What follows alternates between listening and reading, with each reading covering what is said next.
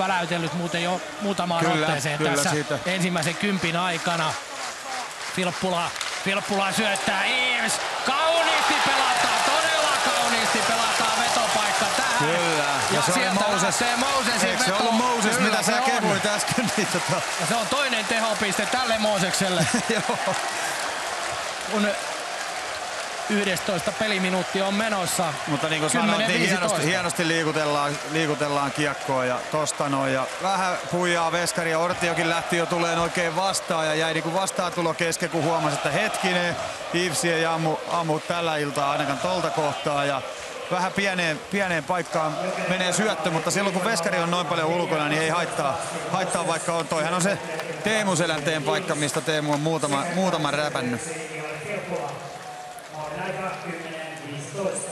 Filppula ja Moses 1+1 per äijä tähän mennessä.